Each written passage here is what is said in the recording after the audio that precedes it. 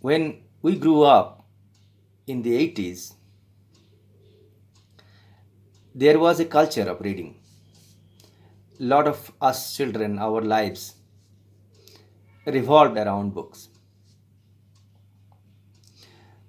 Well, books were expensive back then, at least, and we were poor, so we couldn't buy a lot of books. I mean, we had some books, but we didn't buy a lot of books. But there was a culture of borrowing books from friends who were well to do. I had a few friends. And of course, library. In our small town, we had a decent library. And we used to borrow books. Um, and not just books, there was this wealth of magazines available. Right? There were children magazine, Suktara and Anandamela and so on, Kishore Bharti. There were literature magazines like Days and Anand Bajar. There were sports magazine, Khela, Stardust. There were film magazine, Khela and Sports World. Film magazine like Stardust, adult magazine Debonair. Who don't remember Debonair, right? And of course the general current affairs and politics magazines like Today and Sunday and Illustrated Weekly. So there was a wealth of magazines available, and they were somehow were accessible. A lot of people used to subscribe to them, and you could borrow the old copies. We used to subscribe to Suktara, so we had access to that. So this wealth of reading material was available to all of us, and we used to read quite a lot. So I remember spending on pretty much every evening after coming from a little bit of sports, and time spent in reading. Crouch down somewhere and take a book and read. And I remember that when the lights fade out, I didn't even realize. I was so concentrated in reading my book. Um, these days, the sharing of this books concept is pretty much gone. There's hardly any library, right? I mean, I don't even see any library anywhere, even in a big city, and no one goes to libraries, even if the ones that are there. And then magazines are pretty much gone. There's no newsstand anywhere near my place in Bangalore. Okay? And none. I don't see any. And there is no good magazine available anymore. So that part is completely gone.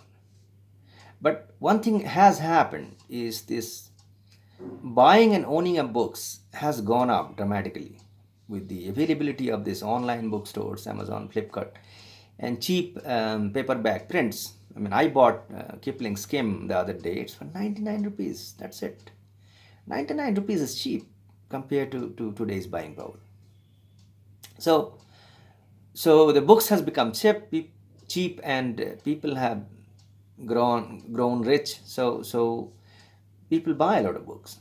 I think book buying has gone up several times, order of magnitude, and people now have books at home.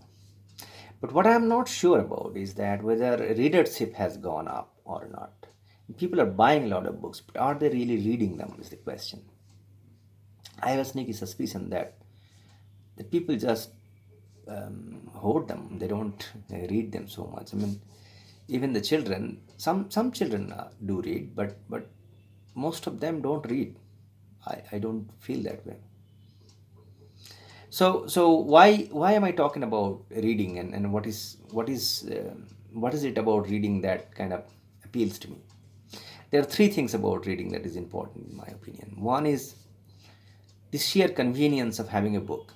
In any other media like Kindle or reading on a tab, there is a lot of there's a lot of inconvenience. I mean, you have to charge it, you have to find that book, and holding that is not very easy. You cannot take notes on the border. So the sheer convenience of having a book, holding it in your hands, and it does not tire your eyes, it's not bad for your eyes, and so on and so forth. So that is one thing about reading books, that is better than other media. But in general, about reading also is better than other media like video or audio. Why so? Primarily because you can read at your own pace.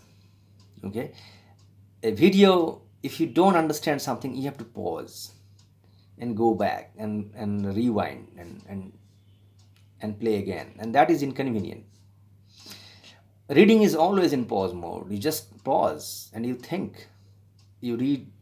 If you like one sentence, you reread it. If you don't understand something, you read it two times, three times, right? You pause, look up for a word in dictionary, right? Or you find a reference in Wikipedia or somewhere. So reading lets you do things at your own pace. And that is why the learning from reading is a lot more enhanced compared to learning from other media where you are bound by the pace of that medium. So that's why I kind of ignore videos. I mean, when people send me videos over WhatsApp, or if they are more than 1 minute long, I normally don't watch them, because I can't fast forward the stupid videos, or I can't slow down the ones that are more interesting. With with reading, you can do that. The pace, you can control the pace. A third thing about reading that is the most appealing is about reading lets you imagine things. Okay, it leaves the words only describe certain things, the rest all is in your imagination, and that's how creativity happens. That's how you enjoy it a lot more, because you can imagine the how the characters looked, how the places looked, how the situations described actually really happened, and your interpretation or your imagination is different than every other imagination of every other reader. And that's how it enriches.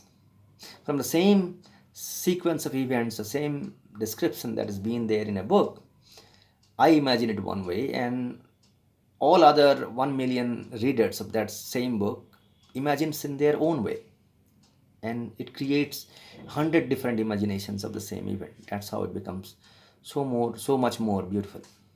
I mean, one example, before Mr. Sagar's Ramayan came in, I used to imagine Ramayan, or for that matter, Mahabharata. I don't read Ramayan so much, but Mahabharata in my own way, in my head. The characters I used to imagine, the events I used to imagine, the places I used to imagine. Of course, there were some photos of calendars of those characters, maybe Krishna or Arjuna, or one depiction of the war of Mahabharata somewhere, Kurukshetra war. But it never hampered my way of imagining those events and characters. But ever since those two epic serials happened, every time you say Ram, I imagine Arun Govil. Or you talk about Mahabharata, not so much. I mean, somehow I have recovered that Mahabharata part. But Ramayana, because I don't read it so often, it's still stuck in my head as Ram as Arun Govil. Right? So that's the another third part about the benefits of reading a book, that it lets you imagine in your own way and recreate the events in your head in your own way, and that's how enhances creativity. So yeah, that's all I wanted to talk about reading, and particularly reading of books and magazines. Thanks for watching.